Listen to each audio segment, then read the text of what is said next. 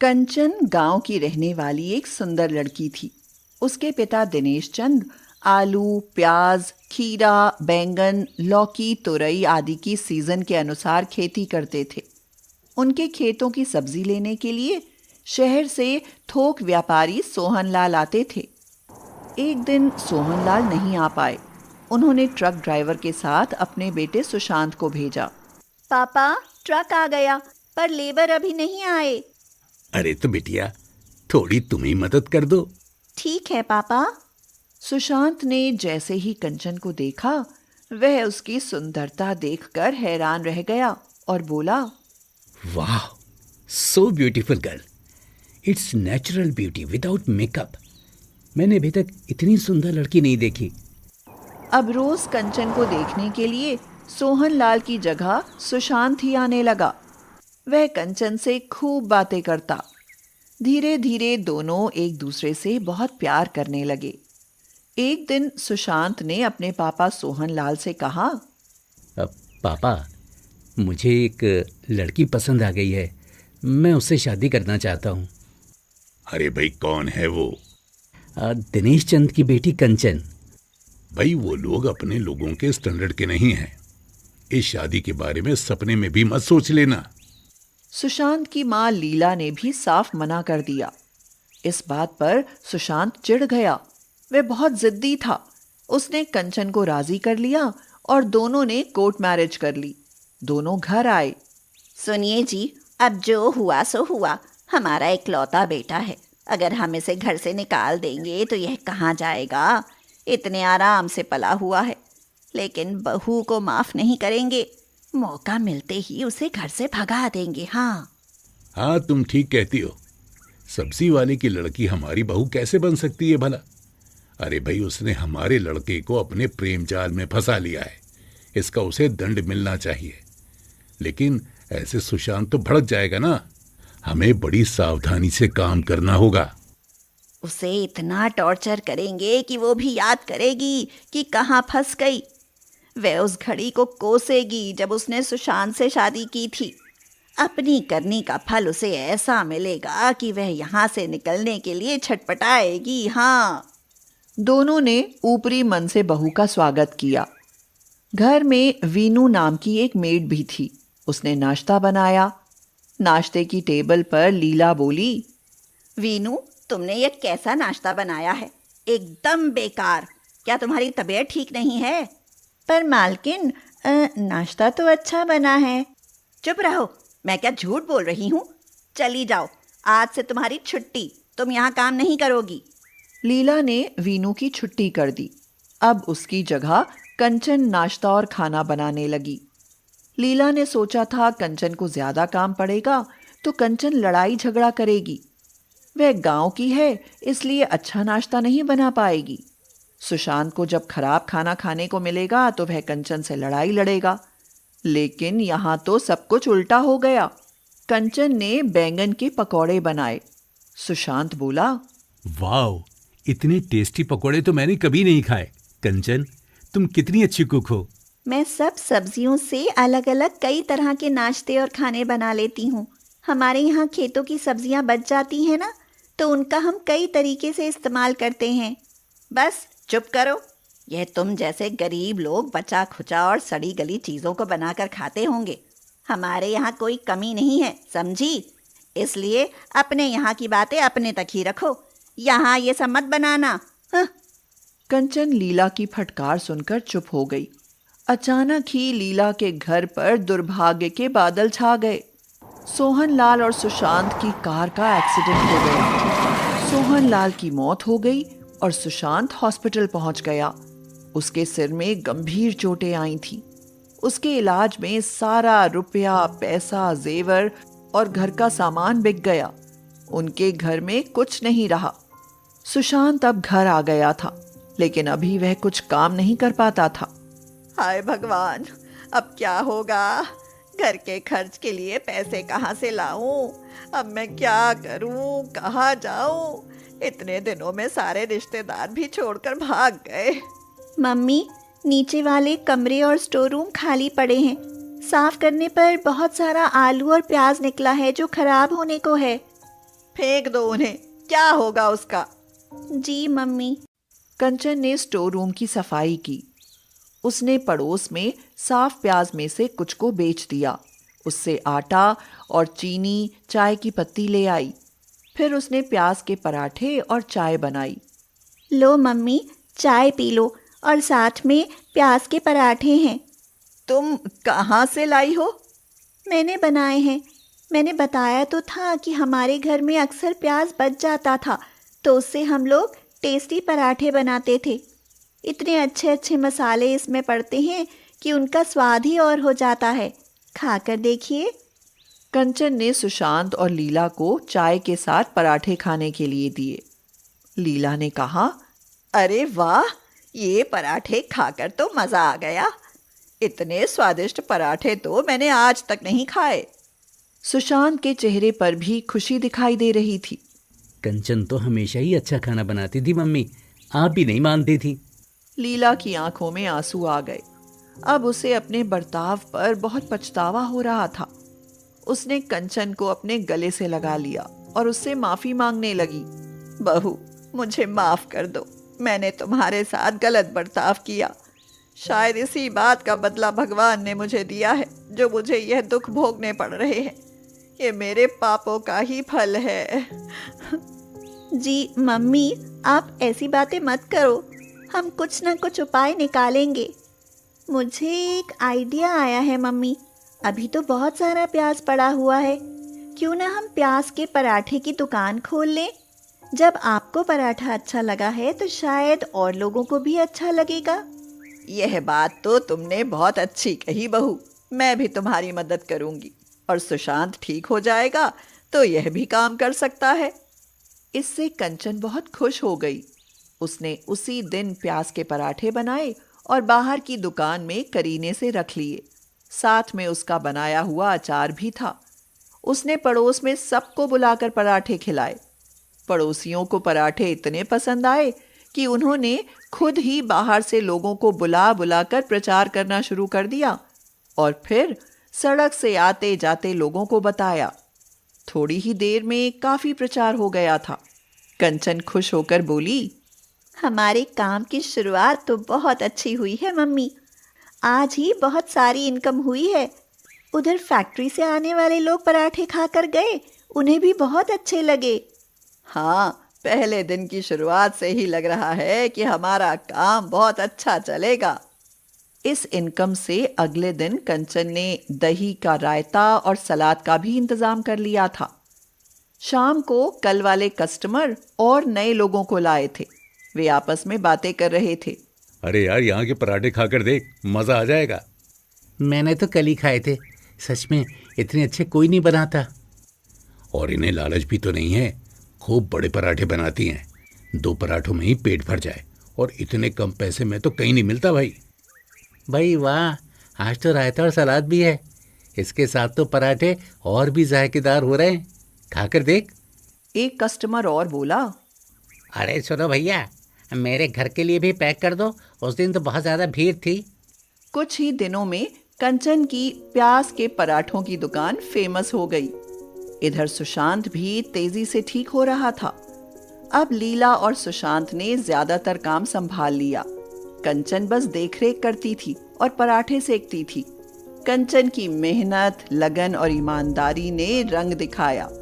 उसकी तरह अब वहां कोई नहीं था। एक दिन सुशांत बोला, कुछ दिनों में हम यहाँ पर होटल बनाएंगे। काफी पैसे जमा हो गए हैं अब। और सचमुच वहां पर कुछ सालों में एक होटल बन गया। अब कंचन और सुशांत पहले की तरह अमीर हो गए। अब लीला कंचन को बहुत प्यार करती थी। घर का माहौल खुशनुमा बन गया था। गंगा देवी गांव की रहने वाली थी। उनके दोनों बेटे अजय और विजय शहर में रहकर नौकरी करने लगे, तो गंगा देवी भी उनके साथ शहर में चली आईं। लेकिन उनका मन हमेशा अपने गांव में ही अटका रहता था। उनकी 2 बहुएं रीमा और किरण थीं। बड़ी बहू रीमा एक बहुत ही झगड़ालू, चालाक, आलसी और मक्कार औरत थी। उसकी देवरानी किरण बहुत ही भोली भाली, दयालु और मेहनती थी। सेवा का बहाना कर करके और मीठी मीठी बातें करके रीमा ने गंगा देवी की सारी जमा पूंजी और जेवर मांग लिए। फिर उसने गंगा देवी की बात भी सुनना बंद कर दिया। बहू रीमा, जरा चाय बना लो, बहुत जोर की खांसी आ रही है। मैं जरा काम में फंसी हुई हूँ, किरण से बनवा लो। फिर मन में बड़बड़ाती हुई बोली, इस बुढ़िया ने तो जीना हराम कर दिया है। किरण चाय लेकर जाती तो गंगा देवी कहती, बहू किरण, तुम जुग जुग जियो, खूब फूलो फलो। ये रीमा तो मेरा कुछ काम ही नहीं करती। मैंने अपनी सब जमा पूंजी तो इसको दे दी और काम तुमसे करवा रही हूँ। कोई बात नहीं माँ जी, आप मुझे बताया करो। गंगा देवी हमेशा गांव के व्यंजन खाना चाहती थी। उन्होंने रीमा को बुलाकर कहा, बहू, जाने कब से मेरा मन कर रहा है कि सरसों का साग और मक्के की रोटी खाऊं। चूल्हे में भुने हुए आलू, शकरकंद भी खाने को बहुत मन कर रहा है।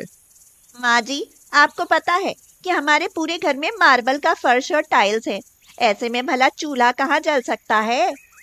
गंगा देवी बहुत उदास होकर बोली, तुम्हारी बात सही है। ये चीजें गैस चूल्हे पर कहाँ बन पाती हैं।